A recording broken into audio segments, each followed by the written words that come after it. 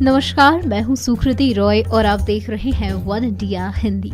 कहानी उस शख्सियत की जिसके लिए मुसलमान मानते हैं कि उसने अपना सर काटकर इस्लाम को बचा लिया। इनके बारे में कहा जाता है कि इन्होंने दीन ए इस्लाम को बचाने के लिए एक से बढ़कर एक कुर्बानी दी। इनमें उनके 6 माह के बेटे की शहादत भी शामिल है और 18 साल के बेटे की भी। नाम है हुसैन।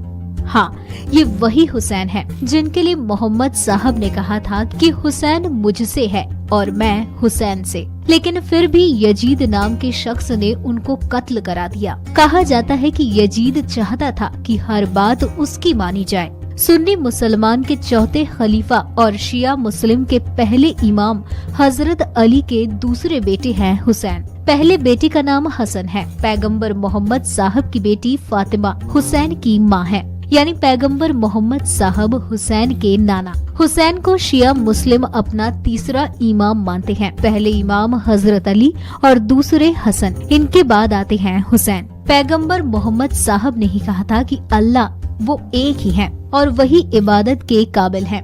उन्होंने इस्लाम फैलाना शुरू किया। तब लगभग अरब के सभी कबीलों ने मोहम्मद साहब की बात को मानकर इस्लाम धर्म को कबूल कर लिया था। मोहम्मद साहब के साथ जुड़े कबीलों की ताकत देखकर उस वक्त उनके दुश्मन भी उनसे आ मिले, लेकिन उनसे दुश्मनी दिल में पाले रहे और यही दुश्मनी मोहम्मद साहब के दुनिया से चले जाने के बाद सामने आने लगी। पहला हमला उनकी बेटी फातिमा जहरा पर हुआ। जब उनके घर पर हमला किया गया तो घर का दरवाजा टूटकर फातिमा जहरा पर गिरा और उसके जख्म ऐसे हुए कि 28 अगस्त सन 632 में वो इस दुनिया से रुखसत हो गयी। उस वक्त हुसैन करीब 6 से 7 साल के थे। इनके बाद पैगंबर मोहम्मद साहब के दामाद और फातिमा के शौहर अली को भी दुश्मनों ने कत्ल कर दिया। रमजान का महीना था, 19वां रोजा था। मस्जिद में इब्ने मुस्लिम नाम के शख्स ने तलवार से उस वक्त अली पर हमला किया जब वो नमाज पढ़ रहे थे। वो तलवार जहर में डूबी हुई बताई जाती है,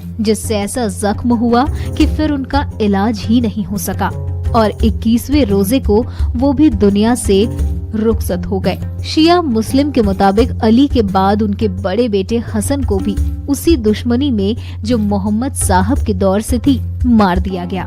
कैद करके रखे गए हसन को जहर देकर शहीद कर दिया गया। बता दें कि किताबों में मिलता है कि 4 मई 680 ईस्वी में इमाम हुसैन ने अपना घर मदीना छोड़ दिया मक्का जाने के लिए। वहाँ वो हज करना चाहते थे। तब उन्हें पता चला कि दुश्मन हाजियों के भेष में उनको कत्ल कर सकते हैं। हुसैन नहीं चाहते थे कि काबा जैसी पवित्र जगह पर खून बहे। वो वहाँ से चले गए। वहीं दूसरी वजह ये भी थी कि दुश्मन उनको चुपके से कत्ल करने का इरादा लिए हुए था कि किसी को पता न चले। मुस्लिम इतिहासकारों के मुताबिक हुसैन चाहते थे कि अगर उनको कत्ल किया जाए तो जमाना देखे और वो खुद तय करे कि कौन सही और कौन गलत है। वो एक ऐसे जंगल में पहुँचे जिसका नाम करबला था।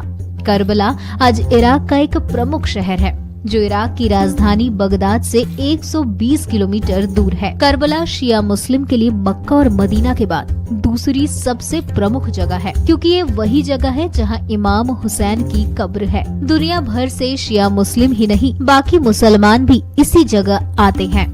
मुसलमानों के मुताबिक हुसैन करबला अपना एक छोटा सा लश्कर लेकर पहुंचे थे। उनके काफिले में औरतें भी थी, बच्चे भी थे और बूढ़े भी। इस्लामी कैलेंडर के मुताबिक 2 मुहर्रम को करबला पहुंचे थे। 7 मुहर्रम को उनके लिए यजीद ने पानी बंद कर दिया था और वो हर हाल में उनसे अपनी स्वाधीनता स्वीकार करना चाहता था। हुसैन किसी भी तरह उसकी बात मानने को राजी नहीं थे। 9 मुहर्रम की रात इमाम हुसैन ने रोशनी बुझा दी और अपने सभी साथियों से कहा कि मैं किसी के साथियों को अपने साथियों से ज्यादा वफादार और बेहतर नहीं समझता। कल के दिन हमारा दुश्मनों से मुकाबला है। उधर लाखों की तादाद वाली फौज है, तीर है, तलवार है और जंग के सभी हथियार हैं। उनके मुकाबले मतलब जान का बचना बहुत ही मुश्किल है। मैं तुम सबको बखुशी इजाजत देता हूँ कि तुम यहाँ से चले जाओ। मुझे तुमसे कोई शिकायत नहीं होगी। अंधेरा इसलिए कर दिया है कि अगर तुम्हारी जाने की हिम्मत न हो। ये लोग सिर्फ मेरे खून के प्यासे हैं। यजीद की फौज उसे कुछ नहीं कहेगी जो मेरा साथ छोड़ के जाना चाहेगा। कुछ देर बाद रोशनी फिर से कर दी गई, लेकिन एक भी साथी इमाम हुसैन का साथ छोड़कर नहीं गया।